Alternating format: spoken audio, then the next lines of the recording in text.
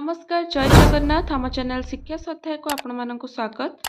आज आम दशम श्रेणी साहित्यर जन्मभूमि विषयटी आलोचना करबा। प्रथमे आम लेखक परिचय देखि नबा। पिला माने जदि तुमको वीडियो भल लागु थाए ताले वीडियो को लाइक करो, चैनल को सब्सक्राइब करो और सांग मानक सहित शेयर करो। लेखक हेउचंती कृष्णचंद्र पाणिग्राही। 1909 रे तांकर जन्म, 1987 रे मृत्यु। प्रसिद्ध ऐतिहासिक और प्राबंधिक कृष्णचंद्र पाणिग्राही मयूरभंज जिलार खिचिंगठारे जन्मग्रहण करथिले। अध्यापना सहित प्रत्नतत्व गवेषण व्यापृत रही से बहु नूतन ऐतिहासिक तथ्यर संधान करथिले। भुवनेश्वर प्रत्नतात्विक अवशेष विषय रे इंग्राजी रे लिखित तांकर गवेषणा ग्रंथ अत्यंत उपादेय सृष्टि। ओडिया भाषा रे मौलिक प्रबंध लेखि प्रतिभावान कृष्णचंद्र पाणिग्राही ओडिया साहित्यर इतिहास रे स्वतंत्र स्थानर अधिकारी होइछन्ति। सत्य सहित तथ्यर समन्वय, अकाट्य जुक्ति और मंत्र गंभीर भाषा तांको प्रबंध गुड़ी को अनुपम मर्यादा प्रदान करथाए। प्रबंध मानस, इतिहास और किंबदंती, सारल साहित्यर ऐतिहासिक चित्र और आत्मजीवनी, मो समयर ओडिशा प्रभृति तांकर प्रधान कृति। पिला माने मने रख, प्राबंधिक कृष्णचंद्र पाणिग्राही 1909 रे जन्म, 1987 मृत्यु। मयूरभंजर खिचिंगठारे जन्म होइतिले। अध्यापना माने लेक्चरशिप मध्य करथिले। ता सहित प्रत्नतत्व गवेषणा करथिले।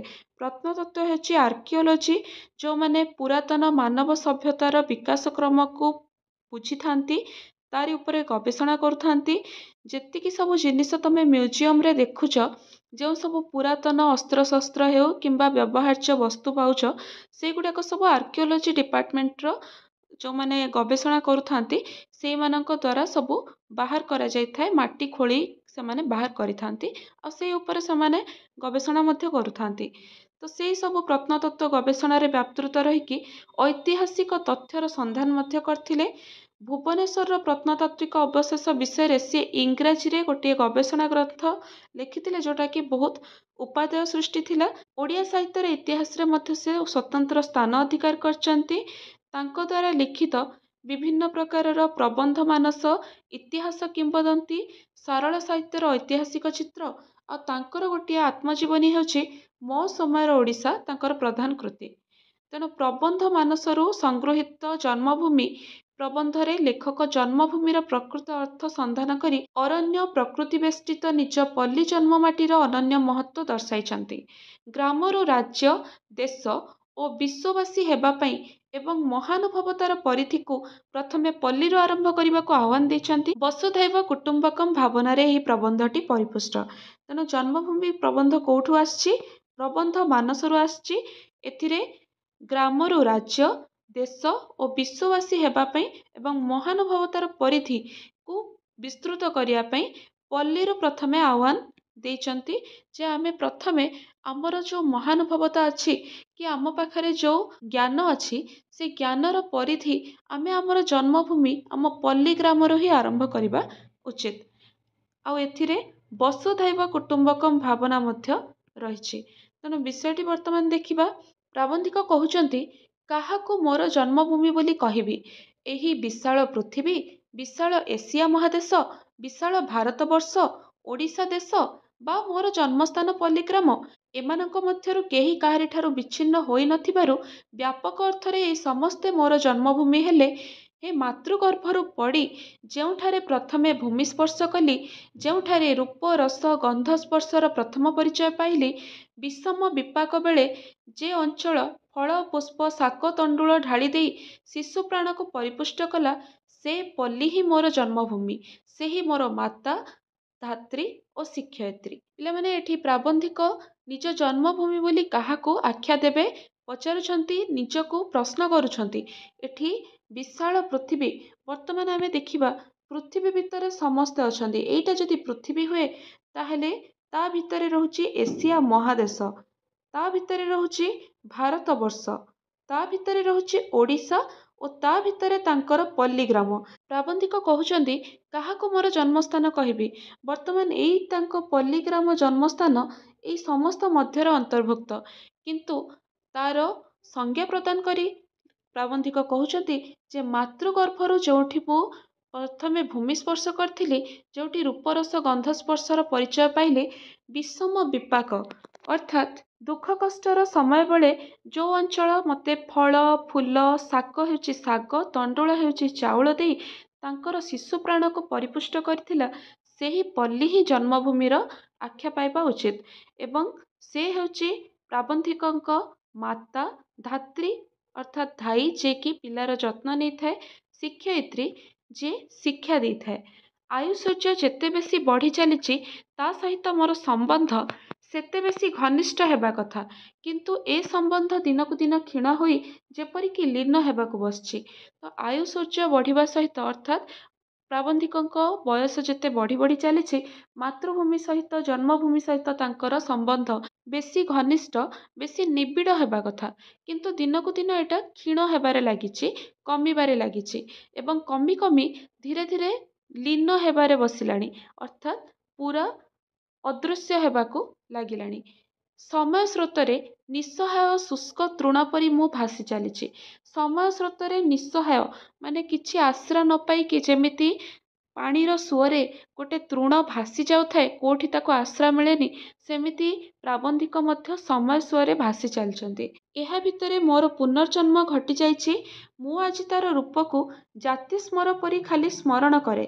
ରାଶି ରାଶି ଶାଳତରୁ ମଧ୍ୟରେ ତଟିନୀ ବେଷ୍ଟିତ ଭଞ୍ଜ କୀର୍ତ୍ତି କିରୀଟିନୀ ମୋର ଜନ୍ମଭୂମି ମୋ ଆଖି ଆଗରେ ଭାସିଯାଏ, କିନ୍ତୁ ତାର କୋଳକୁ ଫେରିଯିବା ପାଇଁ ମୋର ସାହସ ହୁଏ ନାହିଁ। ଏଠି ପ୍ରାବନ୍ଧିକ କହୁଛନ୍ତି ଯେ ତାଙ୍କର ପୁନର୍ଜନ୍ମ ହେଇଯାଇଛି। ପୁନର୍ଜନ୍ମର ଅର୍ଥ ହେଉଛି ପୁଣି ଥରେ ଜନ୍ମ ହେବା। ମଣିଷ ଯେତେବେଳେ ଜନ୍ମ ହୋଇ ମରିଯାଏ ତାପରେ ପୁଣି ଥରେ ଜନ୍ମ ହୁଏ, ସେ ତାର ସେଇ ପୁରୁଣା ଶରୀର, ପୁରୁଣା ଘର, ପୁରୁଣା ସ୍ମୃତି କିଛି ବି ତାର ମନେ ନଥାଏ। ସବୁକିଛି ନୂତନ ଭାବେ ସେ ଆରମ୍ଭ କରିଥାଏ। ତେଣୁ ଏଠି ମଧ୍ୟ ପ୍ରାବନ୍ଧିକ କହୁଛନ୍ତି ଯେ ତାର ରୂପ, ତାଙ୍କ ଗ୍ରାମର ରୂପକୁ ସେ କେବଳ ପୂର୍ବଜନ୍ମର ସ୍ମୃତି, ଜାତି ସ୍ମର ପରି ସେ ମନେ ରଖିଛନ୍ତି। ପ୍ରାବନ୍ଧିକ କହୁଛନ୍ତି ତାଙ୍କର ପୁନର୍ଜନ୍ମ ହେଇଯାଇଛି ଏବଂ ତାଙ୍କର ପୂର୍ବଜନ୍ମର ସ୍ମୃତି ଗୁଡ଼ିକ ତାଙ୍କର ମନେ ଅଛି। ସେଇ ଗାଁର ଦୃଶ୍ୟ ତାଙ୍କର ପୂର୍ବଜନ୍ମର ସ୍ମୃତି ପରି ତାଙ୍କର ମନେ ପଡ଼ୁଛି। ରାଶି ରାଶି ଶାଳତରୁ ମଧ୍ୟରେ ତଟିନୀ ବେଷ୍ଟିତ, ଅର୍ଥାତ୍ ଅସଂଖ୍ୟ ଶାଳ ଗଛ ଏବଂ ତଟିନୀ ଅର୍ଥାତ୍ ନଦୀ ପରିବେଷ୍ଟିତ, ନଦୀ ଘେରି ହୋଇ ରହିଥିବା ସେହି ଭଞ୍ଜ କୀର୍ତ୍ତି କିରୀଟିନୀ। ଭଞ୍ଜ କୀର୍ତ୍ତି କିରୀଟିନୀର ମାନେ ହେଉଛି ମହାରାଜା ଶ୍ରୀ ରାମଚନ୍ଦ୍ର ଭଞ୍ଜଙ୍କ ଗୁଣ କୀର୍ତ୍ତି ସୁନାମରେ ସୁଖ୍ୟାତ ହେଇଥିବା ସେହି ମୟୂରଭଞ୍ଜ ଜିଲ୍ଲା। କିରୀଟିନୀ ଅର୍ଥ ହେଉଛି ମୁକୁଟ। ମୋର ଜନ୍ମଭୂମି ମୋ ଆଖି ଆଗରେ ଭାସିଯାଏ।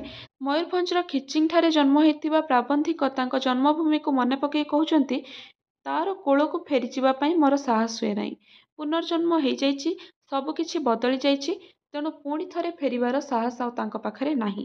ଏହା ବ୍ୟକ୍ତିଗତ ସମସ୍ୟା ନୁହେଁ, ଏହା ସମଗ୍ର ଶିକ୍ଷିତ ସମାଜର ସମସ୍ୟା।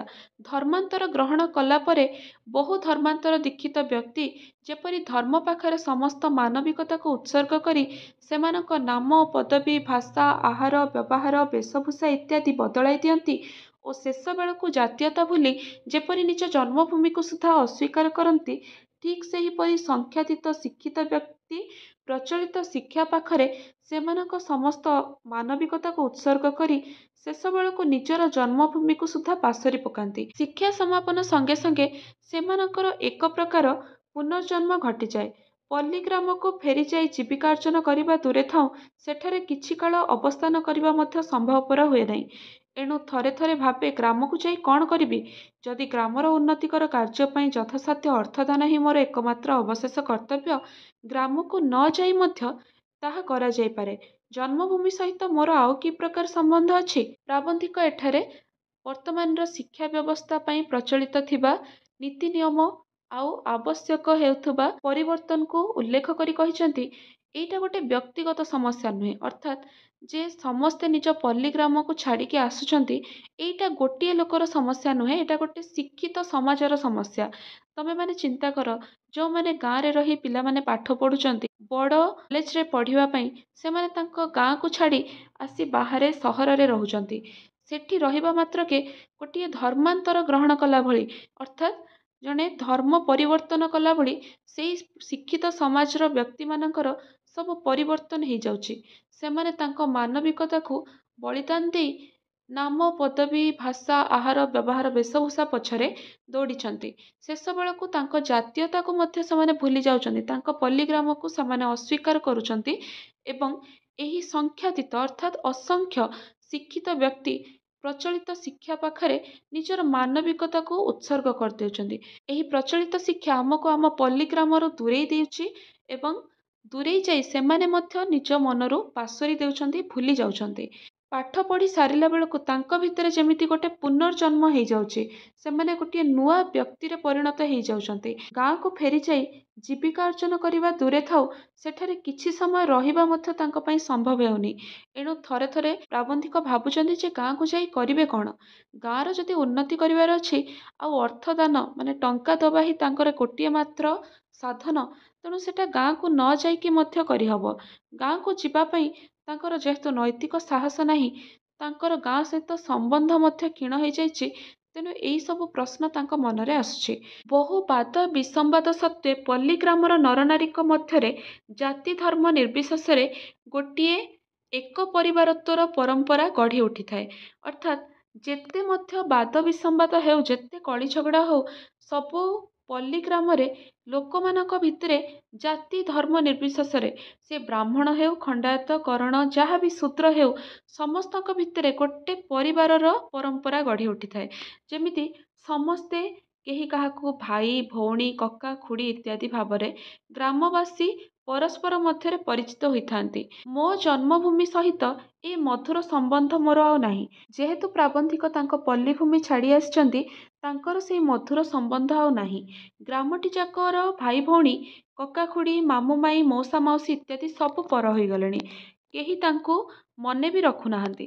ଚେଷ୍ଟା କଲେ ମଧ୍ୟ ଏ ମଧୁର ସମ୍ବନ୍ଧ ଆଉ ଫେରି ପାଇବା ସମ୍ଭବ ନୁହେଁ। ଗ୍ରାମ ମୁଣ୍ଡରେ ସାର ମାଉସୀ ତାର ଛୋଟ ପିଣ୍ଡାରେ ବହୁ ବର୍ଷ ଧରି ପ୍ରସ୍ତର ମୂର୍ତ୍ତିଟି ପରି ବସି ଆସିଛି, ଆଜି ମଧ୍ୟ ବସିଥାଏ। ଆଗେ ଦେଖିବା ମାତ୍ରେ ପଚାରୁଥିଲା, କେବେ ଆସିଲୁ ବାପା? ଆଜିକାଲି କିନ୍ତୁ କହେ, କେବେ ଆସିଲ ବାବୁ?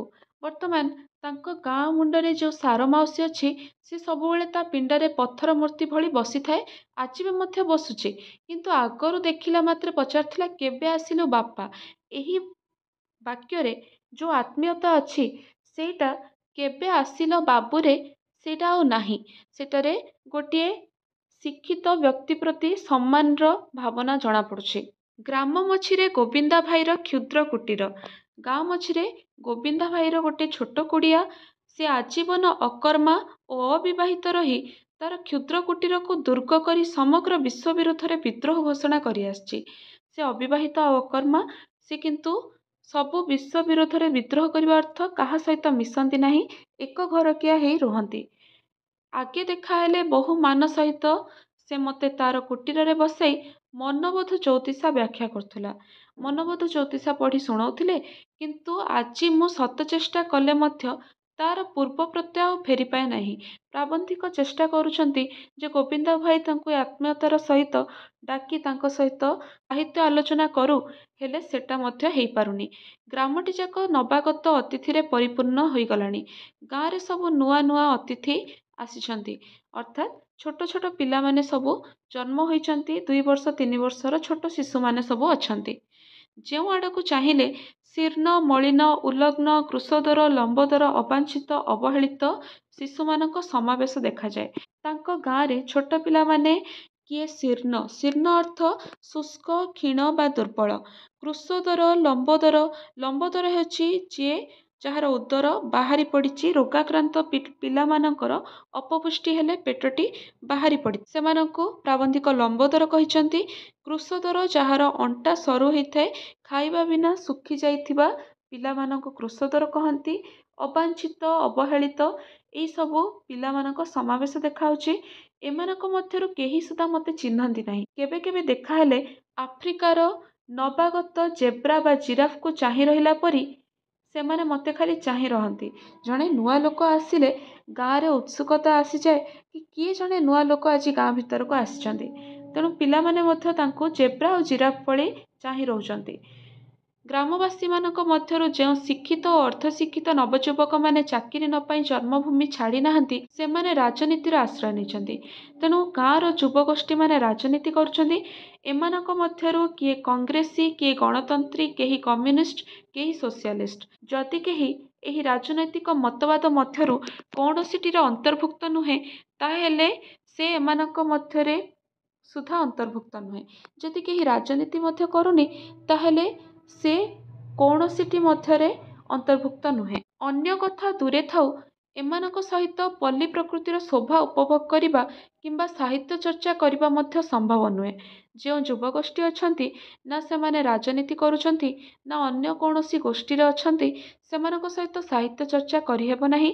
ରାଜନୈତିକ ମତବାଦ ଅନୁସାରେ ଏମାନଙ୍କ ମାନସିକ ପରିବର୍ତ୍ତନ ଘଟିଯାଇଛି। ଏମାନେ ପୁଷ୍ପିତ ପଳାଶ ବନରେ ଦେଖନ୍ତି ବିଦ୍ରୋହର ବହ୍ନି, ସ୍ଥଳପଦ୍ମରେ ଦେଖନ୍ତି ଆହବର ରକ୍ତ ଓ ଆନତ କୃଷ୍ଣଚୂଡ଼ାରେ ଦେଖନ୍ତି ଅନାଗତ ଯୁଗର ରକ୍ତକେତନ।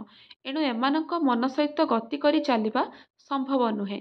ତେଣୁ ଗାଁରେ ଯେଉଁ ଯୁବଗୋଷ୍ଠୀ ଅଛନ୍ତି ସେମାନେ ପୁଷ୍ପିତ ପଳାଶ ବନ ଅର୍ଥାତ୍ ଫୁଲ ଫୁଟିଥିବା ପଳାଶ ବଣରେ ସେମାନେ ଦେଖୁଛନ୍ତି ବିଦ୍ରୋହର ବହ୍ନି, ବିଦ୍ରୋହର ନିଆଁ ଦେଖୁଛନ୍ତି। ଅର୍ଥ ହେଉଛି ଯେଉଁଠି କିଛି ବି ଭଲ ଜିନିଷ ଅଛି ସେଠି ତାଙ୍କୁ ସବୁ କିଛି ଖରାପ ଦେଖାଯାଉଛି, ମନ୍ଦ ଜଣାପଡ଼ୁଛି। ସ୍ଥଳପଦ୍ମରେ ଦେଖନ୍ତି ଆହବର ରକ୍ତ ଅର୍ଥାତ୍ ଯେଉଁ ସ୍ଥଳପଦ୍ମ ଯେଉଁଟାକି ଦେଖିବାକୁ ପୁରା ସୁନ୍ଦର ଆଉ ତାର ବର୍ଣ୍ଣ ହେଉଛି ଧଳା ରଙ୍ଗର, ସେଠି ସେମାନେ ଯୁଦ୍ଧ ବା ସଂଗ୍ରାମର ରକ୍ତ ଦେଖୁଛନ୍ତି, ରକ୍ତ ଛିଟା ପଡ଼ିଥିବାର ସେମାନେ ଦେଖୁଛନ୍ତି। ଅର୍ଥାତ୍ ସବୁ ଭଲ ଜିନିଷରେ ମନ୍ଦକୁ ଦେଖୁଛନ୍ତି।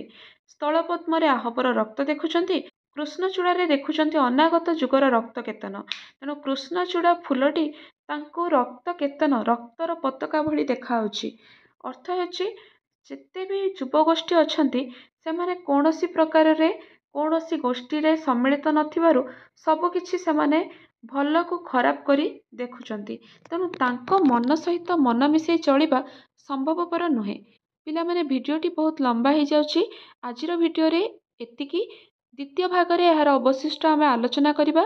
ଭିଡ଼ିଓ ଭଲ ଲାଗିଥିଲେ ଭିଡ଼ିଓକୁ ଲାଇକ୍ କର, ଚ୍ୟାନେଲକୁ ସବସ୍କ୍ରାଇବ୍ କର ଏବଂ ଦ୍ୱିତୀୟ ଭାଗର ଭିଡ଼ିଓ ଦେଖିବା ପାଇଁ ବେଲ୍ ଆଇକନ୍କୁ ପ୍ରେସ୍ କର। ପିଲାମାନେ ଧନ୍ୟବାଦ। ଜୟ ଜଗନ୍ନାଥ।